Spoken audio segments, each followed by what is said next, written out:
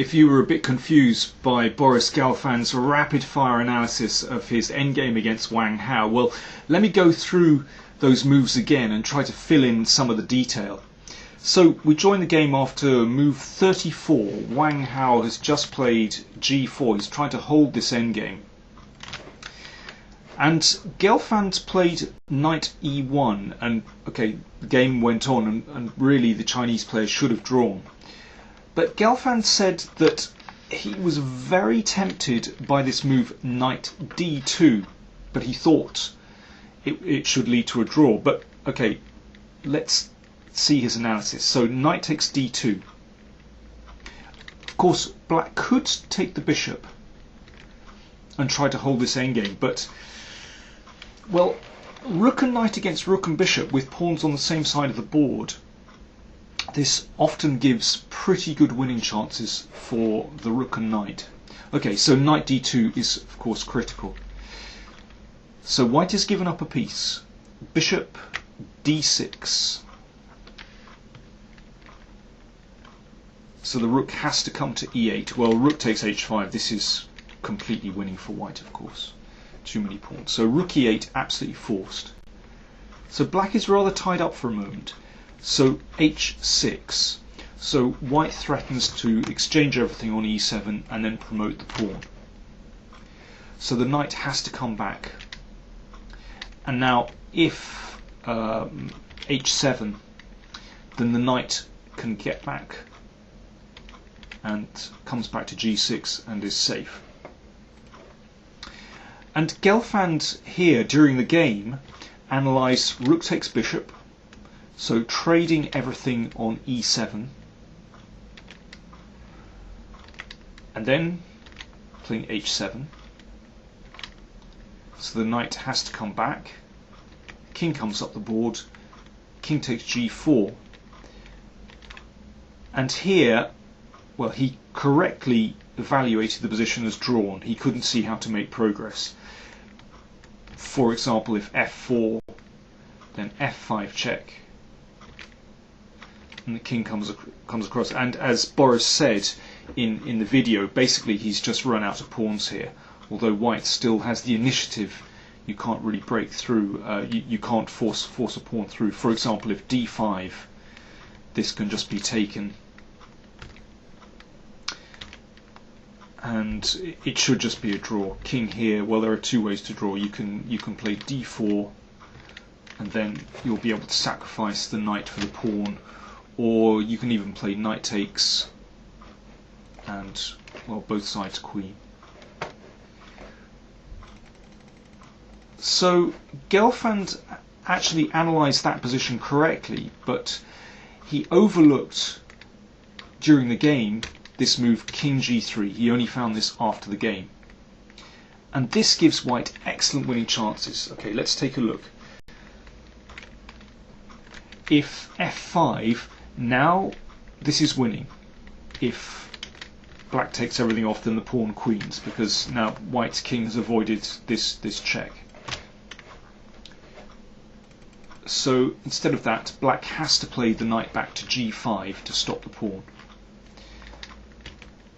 Now the king takes, the knight goes back, and king h5. And this was the position that we saw on the board, and Gelfand said this position is a kind of Zugzwang. Wherever black moves, he has to go backwards. In fact, white's threat is simply to take here and to play king g6. So it's not a classic Zugzwang actually. Basically, white can make progress even if he has the move. So, for example, if king f8, then you take here, and well, king g6 is a rather beautiful move, and then we're going to take here and promote. Okay, so knight f8 is the only move, and this is still not absolutely crystal clear, but white has very good winning chances. For example, e4. Now black really can't do very much here at all. Knight g6. Now there are two ways to possibly make progress. Perhaps just pushing this d pawn. And then there are some funny tactics here. Okay, h7. and rook takes, you can play rook takes bishop, and if king takes, white is going to win this position. You win the rook. But knight takes isn't quite so clear. You get a queen, and okay, white has winning chances here, but you still have to break down black's blockade. Winning chances. And the other way to play is, instead of d5, you could play f4 here. So the threat is to play f5, and if black plays f5, then bishop e5, and okay, again, white has good winning chances here, but it's not absolutely 100% winning. But okay, in both those continuations, it's obviously, you know, white is almost there, and this would definitely have been the best way for white to play. I mean, you know, playing king g3. So, as Gelfand pointed out in the clip, here knight d2 would have been a good winning chance for white, and better than his continuation in the game. Okay, let's look a little further forward and go to the rook and pawn ending. Basically, Boris was giving shorthand during the video clip what was going on. Let me try to explain what was happening there. So this position, this was the position they reached, and Gelfand played f4, and now he said that really Wang Hao should wait here. And well, you can't play f5 immediately. Well, yeah, actually you can. Sorry, you can play f5 immediately. Okay, here of course not king takes pawn, because that's a draw straight away. But you can play king f4, and then white is going to pick up this pawn. And Gelfand said, okay, this is 50-50. Maybe it's a draw, maybe it's a win. I suspect with best play it should be a draw, but okay, still some winning chances. But that's what the Chinese player should do. But instead, he blundered with f5. Rook takes pawn. This is the game continuation. And now, remarkably, Gelfand missed a win here. Actually similar to the game. He should have played rook c8 and then king f7. And we have a strange situation where black's king is actually caught in a kind of mating net here. White's threat is simply to play rook h1 and mate. And in the meantime, there's also a threat to play rook c6 and take this pawn. For example, rook here, rook c1. Okay, black's rook can cover, but then white's king scoops up these pawns, and well, this is going home.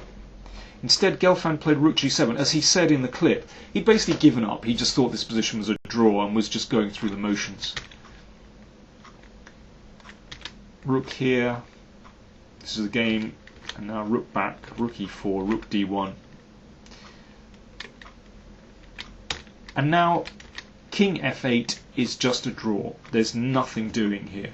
White can win a pawn, but this is a theoretical draw, for example. Okay, let's stop the mate.